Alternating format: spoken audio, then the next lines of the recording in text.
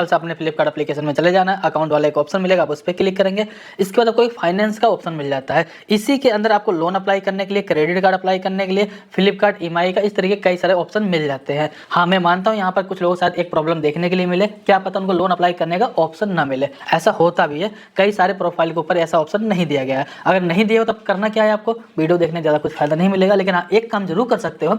मान लीजिए मेरे फैमिली में 4 अकाउंट है, ठीक है, मेरे अकाउंट पे ना भी दिया गया हो, मैं वीडियो को इसलिए देख लूंगा कि अगर मेरे जरूरत लगती है मैं अपने मदर के या फादर के या सिस्टर के या ब्रदर के अकाउंट जाके लोन को अप्लाई करके अपने लिए यूज कर सकता हूँ, या फिर उनको जरूरत हो उनके लिए अप्लाई कर सकता हूँ। ठीक है, तो आपको करना क्या है, इसमें लोन अप्लाई करने के लिए ऑप्शन मिल जाता है, आप सिंपल से इस पर क्लिक कर देंगे। अब यहाँ पर भी ध्यान दीजिएगा, आपको मैक्सिमम 10 लाख रुपए तक का लोन मिल सकता है। अगर मैं बात करूँ लोन कहाँ से मिल सकता है, एक्सिस बैंक हो सकता है, बैंक की बात भी आ सकती है इसके अंदर, आदित्य बिरला फाइनेंस हो सकता है, फिर मनी भी हो सकता है, 5 हो सकता है, पूना वाला हो सकता है, रिंग हो सकता है। इस तरीके के कई सारे एप्लीकेशन के साथ साथ बैंक का भी ऑप्शन आपको देखने के लिए मिल जाता है। अच्छी बात यह, अगर आप यहाँ पे लोन के लिए अप्लाई करते हैं, बैंक की तरह ही आपको एक तरह से लोन दिया जाता है। 3 महीने से लेकर 60 महीने तक का टाइम मिल जाता है। स्टार्टिंग रेट ऑफ इंटरेस्ट के बारे में बात करें 10% बताया जाता है, लेकिन 10% उम्मीद मत करना, 15% 20% तक का ये रेट ऑफ इंटरेस्ट चला जाता है। अब लोन कैसे अप्लाई करना वो भी देख लेते हैं। एक बार अप्लाई करना, इनमें से कहीं ना कहीं आपकी बात बन जाएगी। सबसे पहले आपको अपना मोबाइल नंबर एंटर कर देना है। इसके बाद अपने पैन कार्ड के अकॉर्डिंग फर्स्ट नेम डालेंगे, मिडिल नेम भी डाल देंगे, है तो नहीं तो लास्ट नेम डालेंगे। सिंपल से आपको नेक्स्ट पे क्लिक कर देना है। नेक्स्ट पे आपने जैसे क्लिक किया, आपकी पर्सनल डिटेल आ गई जो भी आपने यहाँ पे फिलअप किया हुआ था। उसके जस्ट नीचे देखेंगे मेरा यहाँ पे करंट एड्रेस भी दिखाया जा रहा है। अब आप सोच के देखो, मैंने तो एड्रेस डाला ही नहीं तो एड्रेस कहाँ से आ गया। एक्चुअल में होता है कि अगर आपने फ्लिपकार्ट एप्लीकेशन का यूज किया होगा, डिलीवरी के लिए कोई ना कोई एड्रेस जब भी यूज करते हो, वो एड्रेस आपका यहाँ पे दिखा दिया था। आपको तो भाई ये एड्रेस तो है ही नहीं मेरा करंट वाला, तो कोई दिक्कत नहीं है। प्लस वाला एक आइकन मिल रहा है, इस पर आप क्लिक करके अपने करंट एड्रेस को इंटर कर लेंगे। इसके बाद सिंपल सा कंफर्म एंड कंटिन्यू पे क्लिक करेंगे। अब आपको अपने यहाँ पे ऑफिस की ईमेल आईडी डालनी होती है। अगर आप कहीं पर जॉब कर रहे हो, बिजनेस कर रहे हो, तो मोस्टली चांसेस है आपके पास ऑफिस की ईमेल आईडी होगी। अगर नहीं है तो उस कंडीशन में अपनी पर्सनल डाल दीजिएगा। इसके बाद आप लोन किस पर्पज से ले रहे हो, कई सारे ऑप्शन मिल जाते हैं, समझ में आ जाए कोई तो सेलेक्ट कर लीजिए, नहीं आता पर्सनल भी आप सेलेक्ट कर सकते हो। इसके बाद आता है एम्प्लॉयमेंट टाइप। एम्प्लॉयमेंट टाइप में 2 तरह के ऑप्शन होते हैं। अगर आपको कहीं पे मंथली इनकम मिलती है, अगर आप जॉब करते हो सैलरी सेलेक्ट कर लो। अगर आप घर बैठे हुए कोई काम करते हो, कोई आपकी कंपनी, कोई किराना स्टोर, कोई मेडिकल स्टोर है, तो उसको आप यहाँ पे सेल्फ एम्प्लॉयड के अंदर कंसीडर कर सकते हो। ठीक है, अब आप जो भी सिलेक्ट करोगे उसके अकॉर्डिंग आपको पूरा कंप्लीट फिलअप करना पड़ेगा। मैंने यहाँ पे सेलेक्ट कर लिया भाई मैं सेल्फ एम्प्लॉयड हूँ। अब मुझे यहाँ पे इंडस्ट्री बतानी होती है, भाई मेरा मतलब काम किस तरीके का। इसके बाद मुझे यहाँ पे अपने बिजनेस का नाम एंटर करना होता है। मान लीजिए मेरे कोई किराना स्टोर है, अमर किराना स्टोर, अमर मेडिकल स्टोर, या मेरी कोई कंपनी होगी, मैं उस नाम को यहाँ पे एंटर करूँगा। या फिर जैसे कि अमर ज्ञान मेरा यूट्यूब चैनल है, उसका नाम यहाँ डाल सकता हूँ। इसके बाद आता है नेट मंथली इनकम। अब आपको अपने यहाँ पे नेट मंथली इनकम एंटर कर देना है। ठीक है, इसके जस्ट बाद ध्यान दीजिएगा, आपसे पूछा था कि आपके पास कोई एक्स्ट्रा मंथली इनकम भी आती है। अब सोचो भाई एक्स्ट्रा में क्या हो सकता है। एक्स्ट्रा में जैसे कि रेंट का, इंटरेस्ट का, या फिर बोनस। कहने का मतलब ये, अगर आपकी कोई दुकान होगी, कोई मकान होगा, कोई कमरा होगा जिसको आपने रेंट पे लगा रखा होगा, उससे महीने में 10-5 हज़ार 20 हज़ार रुपये आता हो, या आपने कोई एफडी वगैरह कर रखी हो, उससे आपके कोई मंथली इंटरेस्ट आ रहा हो, तो उसके हिसाब से अगर आता है तो आप यहाँ पे एंटर कर दीजिए 10-15-20 हज़ार रुपये जो भी आता हो। नहीं आता कोई दिक्कत नहीं, खाली छोड़ सकते हो, जीरो डाल सकते हो। ठीक है, इसके बाद आपकी जो भी इनकम आती है वो बैंक के थ्रू आती है, चेक के थ्रू आती है, फिर कैश के थ्रू आती है।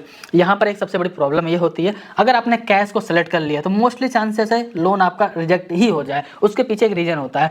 अब मैं कमाता हूँ 5,000 रुपये, मैं डालूंगा ही मैं 50,000 रुपये कमाता हूँ। अब इनकम का वेरिफिकेशन हो ही नहीं सकता भाई जब कैश मिलती है। लेकिन अगर मेरे बैंक में पैसा आता है 50 से जहाँ पे 20,000 रुपये क्यों ना आता तो ही मेरे को लोन जरूर मिल जाए, क्योंकि उसमें पता चल जाता है भाई कम से कम 20,000 बंदे की इनकम आ रही है। अगर हम इनको 1 लाख, 1.5 लाख, 2 लाख का लोन दे देंगे, महीने में कम से कम 10,000 रुपये की अगला बंदा भर ही लेगा। तो उस बेसिस पर भी लोन आसानी के साथ मिल जाता है। फिर भी आपका अगर बैंक में आता ज़्यादा अच्छी बात है, उसको सिलेक्ट करिएगा। इसके बाद नीचे की तरफ आएंगे, आपको 3 चेक बॉक्स मिलेंगे। तीनों चेक बॉक्स पे आप क्लिक करेंगे, इसके बाद सिंपल सा कंफर्म पे क्लिक कर देंगे। इसके जस्ट बाद आपको यहाँ पे एड्रेस डिटेल दिखाया जाए, जिसमें कि आपका पिन कोड रहेगा, हाउस नंबर रहेगा, बिल्डिंग नंबर रहेगा, सिटी रहेगा, स्टेट रहेगा। अब आपको नेक्स्ट पे क्लिक कर देना है। अब आप जैसे ही नेक्स्ट पे क्लिक करेंगे, अब आपको थोड़ा सा वेट करने की जरूरत है। अब आपका सिविल भी चेक किया जाता है, सिविल के बेसिस भी आपको लोन का ऑफर यहाँ पे डिसाइड करके दिया जाता है। जैसे कि अभी करंट टाइम में देखेंगे, हमारे केस में यहाँ पर 1,20,000 रुपए का अप्रूवल आया हुआ है, और अगले 12 महीने के लिए हम इस 1,20,000 रुपए लोन अमाउंट को ले सकते हैं। अगर मैं ईएमआई के बारे में बात करूँ तो 11,877 रुपए हर महीने की ईएमआई आएगी। लेकिन अब भी यहीं पे एक सवाल बनेगा, इस लोन पे हमें कितना रेट ऑफ इंटरेस्ट लगाया जाता है, कितना हमारे बैंक अकाउंट में पैसा आएगा, कितना पैसा यहाँ पे काटा जाएगा। चलिए इसको देखने के लिए क्या करना है, हमें सिंपल सा डिटेल के ऑप्शन पे क्लिक कर देना है। 1,20,000 रुपए लोन अमाउंट था। प्रोसेसिंग फीस के बारे में बात करना, 7,066 रुपए प्रोसेसिंग फीस थी। अब प्रोसेसिंग फीस को माइनस करने के बाद जो बचेगा 1,12,934 रुपए, जो कि हमारे बैंक अकाउंट ट्रांसफर किया जाएगा।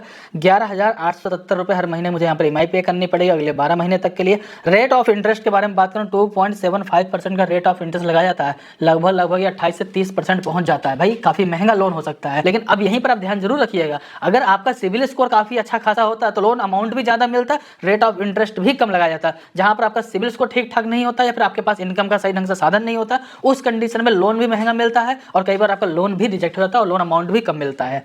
तो ये सारा कुछ डिपेंड करेगा आपके प्रोफाइल के ऊपर। और अगर मैं बात करूँ लोन अमाउंट हम जो उनका टोटल मतलब पे करेंगे, वो पे करेंगे 1,42,524 रुपये। अगर हम बात करें भाई अगले 12 महीने में लोन हमें कितना महंगा पड़ता है, वो भी हम कैलकुलेशन करके यहाँ पे देख सकते हैं। सिंपल हमें करना क्या, 1,42,524 रुपये हमको टोटल पे करेंगे, 1,12,093 रुपये हमारे बैंक अकाउंट में आएगा। इस तरीके से देखेंगे 29,590 रुपये, लगभग 30,000 रुपये के आसपास ये लोन हमें अगले 12 महीने में महंगा पड़ेगा। मेरा मानना तो ये भाई काफ़ी महंगा पड़ रहा है, तो आप सोच समझ के अप्लाई करना। अगर बैंक से बात बने तो उससे अच्छी कोई बात नहीं हो सकती। बैंक से मतलब डायरेक्ट बैंक से, ऐसा नहीं कि थर्ड पार्टी के थ्रू। थर्ड पार्टी थ्रू जाओगे तो कहीं ना कहीं महंगा पड़ सकता है अगर आपका सिविल ठीक ठाक नहीं रहा तो भी। फिर भी मैं आपको सारा प्रोसेस कंप्लीट बता देता हूँ। आपको लोन यहाँ पे कितना महंगा पड़ा, कितना सस्ता पड़ा, वो आप लोग कमेंट करके बताइएगा। फिलहाल नीचे की तरफ आपकी first EMI last EMI date दिखा दी जाएगी। ओके पे आपको सिंपल से क्लिक कर देना है। इसके जस्ट बाद देखेंगे कि हमारा यहाँ पर बेसिक डिटेल कंप्लीट हो चुका है, वर्क डिटेल कंप्लीट हो चुका है, हमने लोन को भी चॉइस कर लिया है। अब हमें यहाँ पे ऑटो सेटअप करना पड़ेगा ताकि हम एक बैंक की डिटेल को दें, ताकि हमारे बैंक अकाउंट में पैसा आ सके, उसी बैंक अकाउंट से हर महीने की ईएमआई ऑटोमेटिक डेबिट हो सके। उसकी परमिशन देनी है, फिर केवाईसी कंप्लीट करना होगा। इसके बाद जाकर के हमारा लोन अमाउंट हमारे बैंक अकाउंट ट्रांसफर किया जाएगा। अभी हमें क्या करना है, सिंपल सा कंटिन्यू एप्लीकेशन पे क्लिक कर देना है। अब आपको यहाँ पे बैंक का नाम सेलेक्ट करना है, सर्च करना है, जिस भी बैंक में आपका अकाउंट हो, किसी बैंक में हो सकता है। इसके बाद आपने जैसे बैंक को सेलेक्ट कर लिया, अब उस बैंक का वेरिफिकेशन आप कैसे करेंगे, नेट बैंकिंग है तो ठीक है, नहीं तो आपके पास डेबिट कार्ड तो होगा ना, तो डेबिट कार्ड को सेलेक्ट करिए। सिंपल से आपको नेक्स्ट पे क्लिक कर देना है। अब यहाँ पर आपको अपने बैंक अकाउंट का नंबर यहाँ पे एंटर कर देना है। जो भी बैंक अकाउंट डिटेल आपने डाला हुआ है, वो बैंक अकाउंट आपका सेविंग है या करंट, उसको सिलेक्ट करेंगे। इमेंडेट वाले बॉक्स पे क्लिक करेंगे, यहाँ पर आपको लोन के बारे में जानकारी मिल जाती है। सिंपल सा चेक बॉक्स पे क्लिक करेंगे, इसके बाद आप प्रोसीड पे क्लिक कर देंगे। अब आपको अपने एटीएम कार्ड के number, expiry month, year, CVV को डालेंगे। आपके बैंक से लिंक मोबाइल नंबर पे ओटीपी आएगा, ओटीपी डालेंगे। अब आपका आ जाता है केवाईसी वाला पेज। केवाईसी करने के लिए अपने आधार कार्ड का नंबर यहाँ पे एंटर करेंगे, फादर का फर्स्ट नेम डालेंगे, लास्ट नेम डालेंगे, मदर का फर्स्ट नेम डालेंगे, लास्ट नेम डालेंगे, मैरिटल स्टेटस को सिलेक्ट करेंगे।